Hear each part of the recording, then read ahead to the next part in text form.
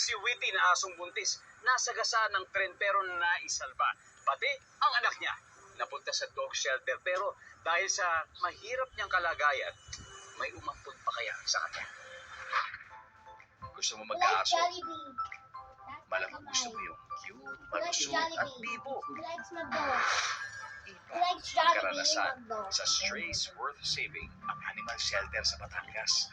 Halos lahat ng mga nire-rescue ng SWS ay mga asong may trauma, abuse, may kapansanan, sa tamang pamilyang kalalakihan ng rescue dogs will turn out to be happier and prettier dogs.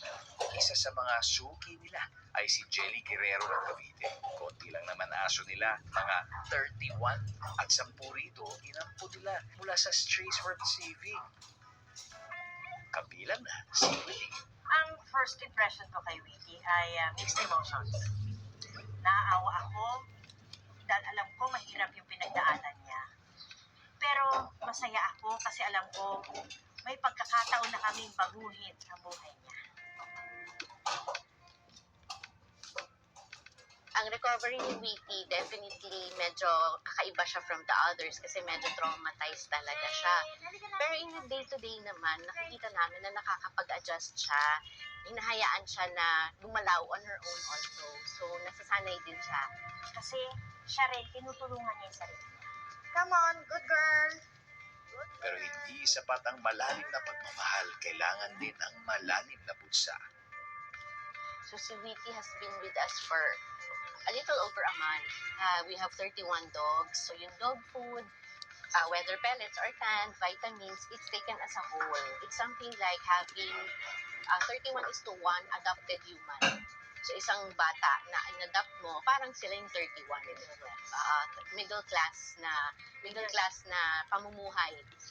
Kapag nakita mo na mahal ka na ng mga dogs, nagtiwala na sila sa'yo, ibang kaligayahan ang naibibigay nila. Walang kahit anong katumbas na pera. Magkakaroon ka rin ng inner peace kasi meron kang nagawa na kahit papano na nakatulong ka, and the best way is to be kind to the voiceless. So sila yon yung mga fur babies na kinukuha namin.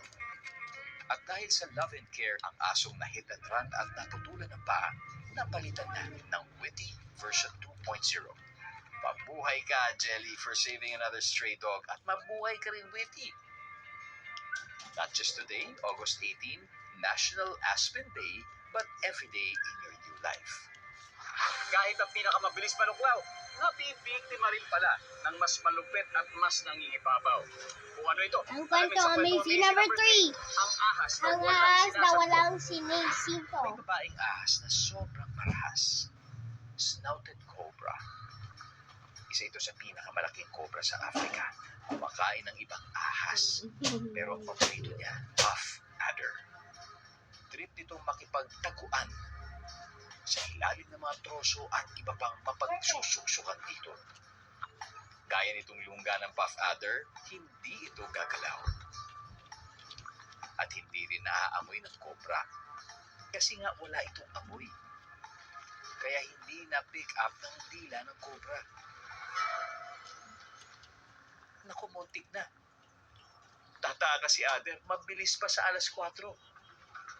Bukod sa search and destroy niyang diskarte, may iba pang modus ang snouted cobra. Tatayo ito ng 18 inches sa kapalalawakin ng ribs sa leeg. Ayan, sindak sila. Pananakot lang pala ito, at para masilip niya ang makakain, mas gusto niyang tumakas kaysa lumaban. Wala siyang maispatan na madadali, kaya move on sa ibang masisipat. Mukhang walang makapipigil sa ahas na to at kayang lumusob anumang anyo ng lupa.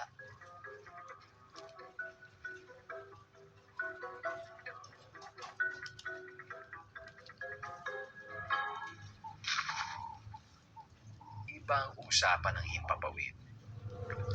Iba-iba ang kulay ng mga snouted cobra. Depende kung saan sila nakatira. Ang ahas na ito, kulay dilaw at itim, pero miyembro pa rin ng Team Snouted Cobra.